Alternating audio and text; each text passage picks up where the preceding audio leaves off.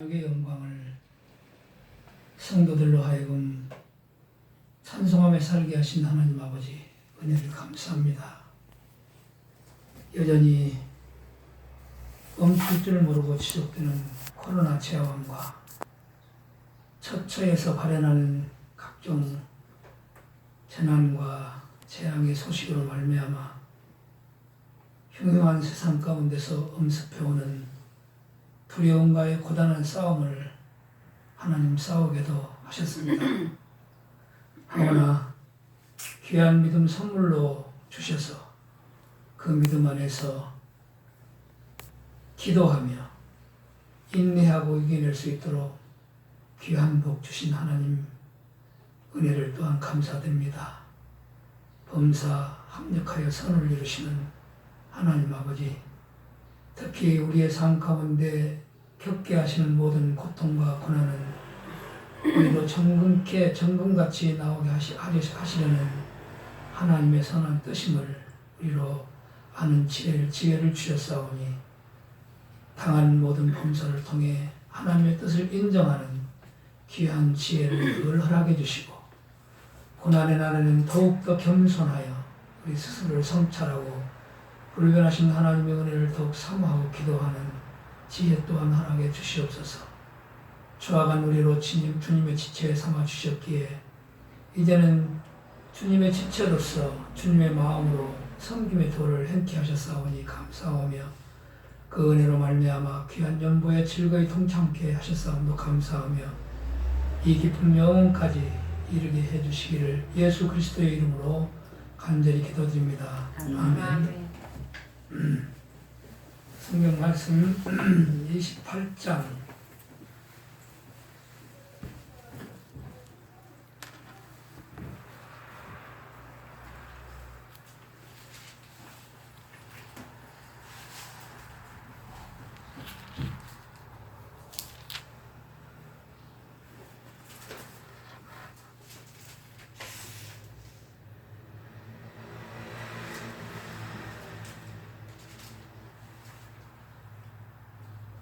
1, 2, 3, 4절까지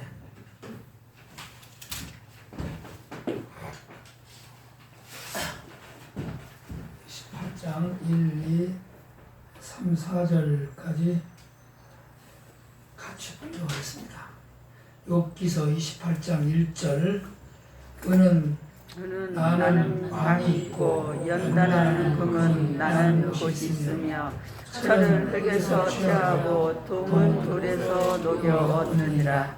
사람이 흑암을 피하고 끝까지 공부하여 은밀과 유황 중에 광석을 구하되 사람 사는 곳에서 멀리 떠나 구멍을 깊이 뚫고 발이 땅에 닿지 않게 하려니 멀리 사람과 결절되고 흔들흔들하느니라. 아멘. 오늘 이제부터 개진되는 욥기서 내용은 그동안에는 친구들과 이렇게 벌이는 토론 내용을 이제 중점적으로 살폈다면은 오늘 28장 말씀부터는 이제 욥의 입을 통해서 하나님의 신령한 지혜가 어떤 것인지를 우리에게 증거해주는 말씀을 상고하려고 합니다. 이런 말씀이 앞에까지 우리가 살핀 그 내용과 동떨어진 내용이 결코 아니죠.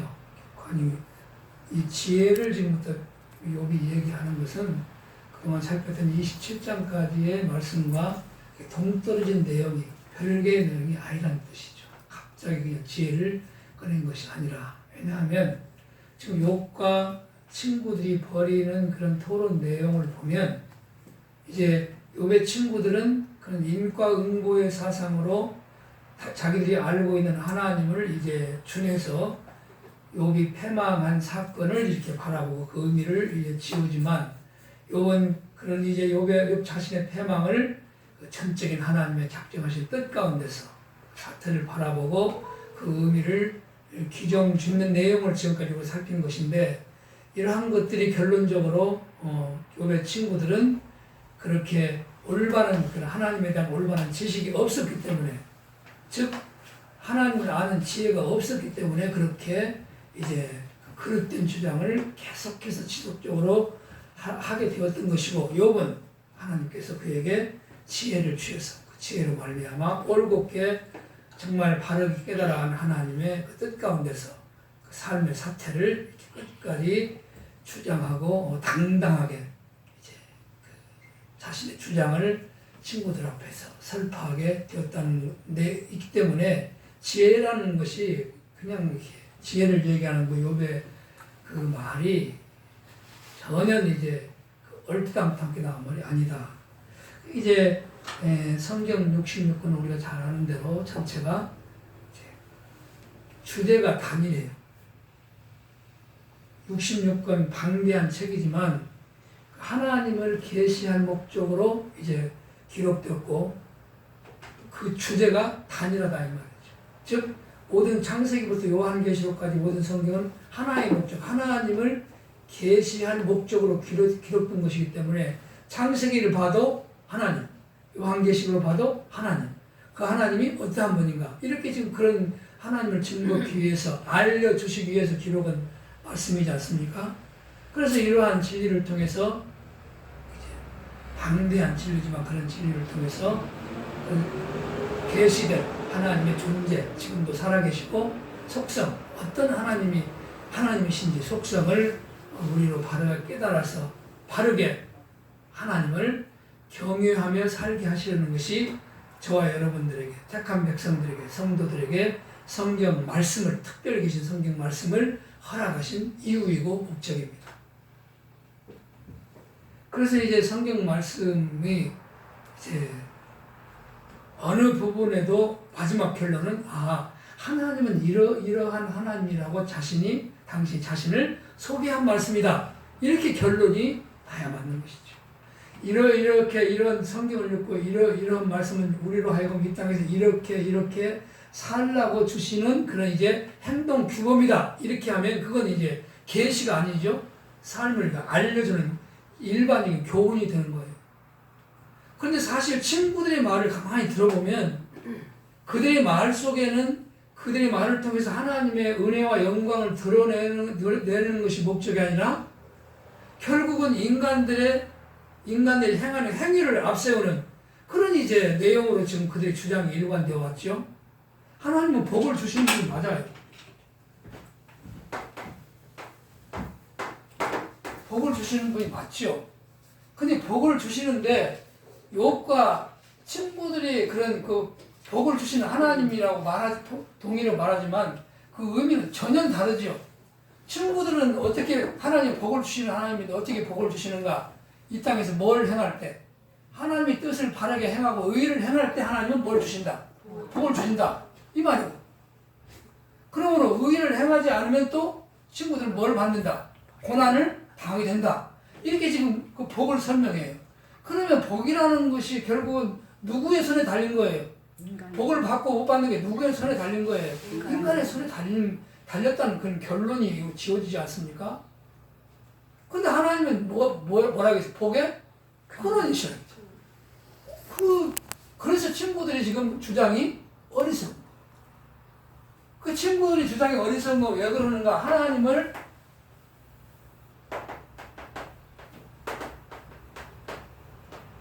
바르게 깨달아 알고 형성된 그 사상, 신관이 바르게 정립되지 않았기 때문에 하나님은 인간이 하기에 따라서 복을 주시기도 하시고 고난을 주시기도 하시는 하나님이야 이렇게 하는 그런 신관을 가지고 친구들이 지금 욥과 변론을 토론을 했기 때문에 그걸 가만히 들어보면 같은 하나님을 얘기하면서 전혀 어떤 하나님을 욥과 전혀 다른 하나님을 이렇게 얘기를 했습니까? 왜 다른가? 욥은 하나님이 복을 주시는데 어떻게 복을 주시는가? 당신의 뜻대로 복을 주기로 작정된 자들에게 주시는 것이다. 그러면 반대로 고난은 어떻게 주시는 것인가? 고난도 마찬가지로 하나님의 뜻 가운데서 그게 주시고자 하신 대로 주시는 것이다. 이게 욥의 주장이에요. 욥의 주장이 옳은 건 뭔가? 욥기서 애초에 출발할 때 욥이 당하는 고난이 어디로부터 시작이 됐어요? 의롭고 하나님만을 섬기는 그런 의로운 욥을 하나님께서 시험하시려고 까닭 없이 뭐 한 거예요? 욥을 패망케 하신 거거든요. 이 얘기가 욥기서 모두에 나오지 않습니까? 사단을 통해 시험해라. 그러니까 처음에 시험했는데 시험에 안 넣, 욕하려고 하는데 욕을 안 하고 뭐라 하겠습니까? 주신 분도 하나님이시니 취하신 분도 하나님이십니다. 이렇게 하니까 가서 봤느냐? 그러니까 얘 봤는데요? 욕하더냐? 안 하던데요? 봐라. 네가 시험은 욕한다고 해서 내가 까다로움 없이 욕을 시험했는데 욕하지 않지 않느냐? 이렇게 이제 그 사단에게 질문하지 않습니까? 사단이 다시 욕하죠. 그러면 생명만 놓아주고 몸을 쳐보십시오. 그러면 욕할 건데요. 그래서 지금 당한 것이 뭐예요? 욥이 가정으로부터 시작해서 이 몸에 온몸이 썩어져 들어가는 욕창에 걸리기까지 고난을 지금 당하고 죽음 직전까지 간 그런 고난을 당하고 있는 게 욥이지 않습니까? 그래도 뭐라 그래요? 복을 주신 분이 하나님이시니 재앙을 주시지도 않겠느냐 하면서 그 자기가 당하는 고난을 누가 주신 것이라고 고백을 해요. 하나님이 주신. 그러니까 욥이 생각하는 하나님하고 친구들이 생각하는 하나님은 전적으로 다르죠. 비슷한 하나님이 아니에요. 이걸 분별해 내는 게 어디로부터? 바른 신관을 가질 때만 가능해요. 바른 하나님에 대한 하나님을 아는 그 지식, 이 신관이라는 것은 하나님을 이 지식은 어떻게 나오는가? 계시든 알려준 말씀, 계시든 보여준 대로 아는 거예요. 만약 인간이 조작해서 하나님을 아는 것이 아니라 하나님은 당신이 알게 하신 대로 아는 게 뭐예요? 알려주신 대로 믿는 게 신관이에요. 인간이 조작해낸 건 뭐예요? 어떤 신이에요? 만드는 신을 뭐라고 그래요? 우상이라고 해요, 우상. 그게 다른 거예요. 그 하나님 아는 지식을 우리에게 이제 얻게 하시려고 주신 것이 성경 66권이지 않습니까? 자, 이제 오늘 그런데 이 성경을 보면 욥도 그런데 성경을 보면 욥도 하나님을 얘기하고 친구도 하나님을 얘기하고 욥도 복을 주시는 하나님을 얘기하고 때로는 친구도 복을 주시는 하나님을 얘기해요. 그러니까 친구들의 말이 복을 주시는 하나님이라고 그 부분만을 보면 어떻게 보여요? 맞구나. 욥도 친구들도 맞게 주장하는데 뭘 이렇게 꼭 차츰 그들이 가진 생각을 우리가 인정하도록 이 욥기서 말씀이 써져 있기 때문에 차츰 잘못하면 친구들과 같은 그런 오류에 빠진다 이 말이죠. 잘못 하나님을 알고 하나님을 그렇게 섬기는 그런 삶을 살게 됩니다. 자, 이제 이만큼 왔으니까 지혜를 이제 오늘 공부할 건데 정말 지혜라는 것이 하나님을 바르게 아는 데로 출발하는데 바르게 아는 하나님 바르게 아는 우리에게 알 수 있도록 계시해 준 하나님 어떤 하나님입니까? 예를 들어 친구가 그렇지 않습니까? 욥을 이제 엘리바스가 욥을 위로하면서 처음은 미약하였으나 끝은 참다리라. 이 말이 맞아요, 틀려요? 맞죠? 왜? 아브라함 한 사람으로 시작해가지고 그 민족을 뭐하게 하겠다? 창대하게 하겠다. 하나님의 약속을 좀 염두에 두고 친구도 말한 거예요. 근거 없이 말한 말이 아니에요.